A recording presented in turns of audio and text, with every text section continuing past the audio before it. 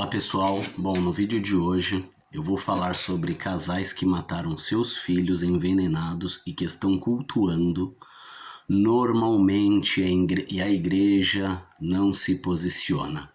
Eu sou o pastor Rafael Viana e hoje eu venho te contar essa notícia. Bom, essa notícia faz parte de um artigo que eu escrevi e eu vou ler aqui para você, tá bem?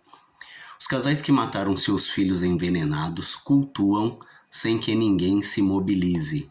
É verdade que alguns da igreja não sabiam do caso, outros acharam normal e outros não comentaram o assunto. Agora eu te pergunto, o que você faria se você estivesse numa igreja assim, onde é normal os pais matarem os filhos? Olha o ponto que nós chegamos.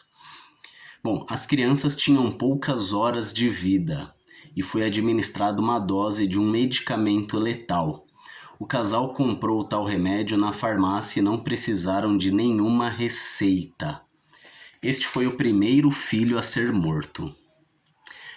Mas sabe-se que eles não são os únicos crentes que cometeram esse tipo de assassinato nos últimos anos. E quando perguntou-se por que cometeram tamanho pecado, a desculpa deles eram essas, abre aspas. Não tínhamos planejado este filho, a nossa situação financeira estava apertada e resolver este problema o quanto antes era o melhor a fazer. Afinal, a criança tinha poucas horas de vida e não sentiria a dor. Fecha aspas. Olha a tamanha frieza destas pessoas. O que mais me incomoda é que o assunto não ganha repercussão no meio cristão. Não é sequer discutido na igreja, tá? Nem na igreja onde os membros congregam e nem na igreja como no geral. Mas antes de eu concluir este assunto tão sério, se achas que o tema é relevante, eu peço que deixe o seu like e compartilhe esse vídeo nos grupos já, tá bom? Vamos fazer esse assunto entrar em discussão.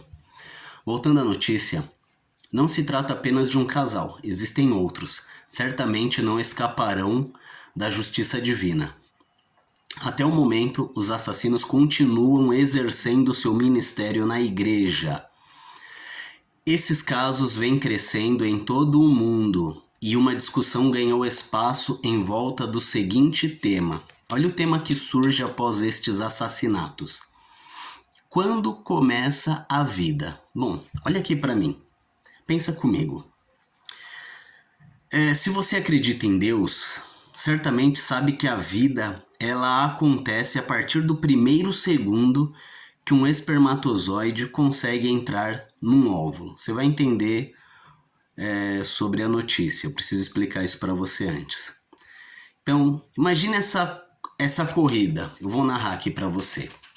Após uma união entre o homem e a mulher, o esposo e a esposa, os espermatozoides eles têm que atravessar um útero para alcançar as trompas da mulher, certo? E esta corrida ela não é fácil. Para tal, os gametas masculinos têm de sobreviver a um ambiente ácido, tá? No órgão feminino. O pHD daquele local debilita, tá? As células masculinas. Então, sendo assim, muitos deles vão desaparecer logo no primeiro passo. Depois, os glóbulos brancos femininos classificam-nos como células estranhas, como se fossem algum vírus ou uma bactéria. Então, as células da mulher começam a combater as células do homem, tá? Após a união do ato entre homem e mulher.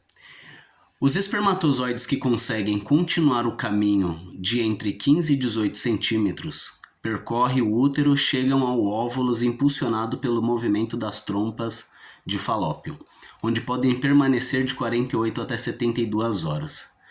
É precisamente nesta conduta das trompas de Falópio que morre a sua maioria. Então imagina, olha o milagre da vida. Quando um homem e uma mulher têm o ato, e as células do homem, os espermatozoides, têm que percorrer um longo caminho, enfrentando uma grande corrida, enfrentando as células do organismo feminino que o combatem passando por um PhD, por um local que vai matar a maioria dos espermatozoides.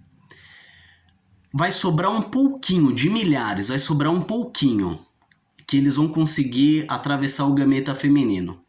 O resultado é que apenas um consegue alcançar. No momento em que ele consegue, a membrana do óvulo torna-se impermeável e impede que outros consigam ascender. Imagina só, quando o espermatozoide ele consegue fazer toda essa corrida e dos poucos que sobrevivem, apenas um, ou às vezes quando são filhos gêmeos, né, 2, tem que entrar ao mesmo tempo. Mas quando um ele consegue adentrar o óvulo automaticamente se torna impermeável e não entra mais nada ali e se fecha.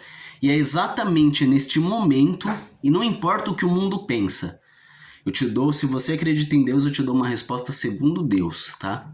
A partir deste momento em que um óvulo foi fecundado, ali acontece vida. Neste momento, Deus soprou do seu próprio fôlego sobre aquela criança. Quando o útero fecundou, a criança recebeu o fôlego de vida. Você concorda comigo? Bom, então após isso acontecer, um casal cristão, em algum lugar do mundo, decidiu ir até a farmácia e comprar uma pílula abortiva. Sem qualquer tipo de arrependimento, continuarão suas vidas como se nada tivesse acontecido após tal assassinato. Neste momento, você já deve ter percebido que eu estou falando de um assassinato através do aborto. E você deve achar que eu sou ou um moralista, ou um puritano, ou um metido a besta, enfim. Na verdade, eu já conhecia essa sua reação. Porque nós estamos num mundo tão perdido que já colocaram na sua cabeça que interrupção de gravidez não é aborto, e muito menos assassinato. O que esperar de um crente que precisa de luzes neon para sentir a presença de Deus num culto New Age, num culto Nova Era? Imagina comigo, você que acha que eu sou um moralista, imagina comigo no grande dia, no juízo final. Você consegue imaginar? Você não consegue. Talvez você nunca nem leu o Apocalipse, nunca nem leu o que Jesus disse. Mas no dia do juízo final, os montes se derreterão diante da presença do Poderoso. Estará uma multidão suspensa no espaço, e cada um esperando a sua vez. Cada batida do martelo que o juiz usa resulta em trovões, e em seguida se ouve choro e o ranger dos dentes desesperados a cada batida do martelo. Aqueles que aguardam na fila, esperando a sua vez chegar, imploram para a morte os destruir, os levar, mas a morte já não atua nesse ambiente. Então o grande juiz chamará o assassino, aquele que achou que não era nada uma interrupção de gravidez. Mas o justo juiz chamará, e uma das frases que ele dirá diante do julgamento é: todo ser que foi gerado num ventre recebeu um espírito de vida, que entrem as testemunhas. E diante do juiz estará o pai ou a mãe que cometeram tal ato. E ele dizendo que entrem as testemunhas.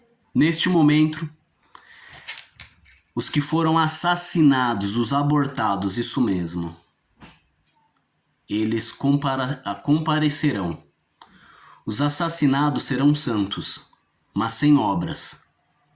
Estarão num corpo glorificado e foram convocados para dar testemunho contra o pecado do assassino. Em seguida, um por vez lhes dirá.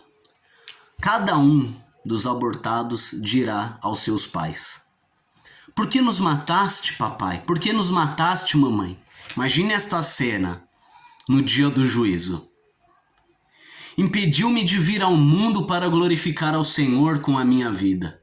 Me apresento de mãos vazias ao Salvador, porque tu me cortaste da terra antes do tempo.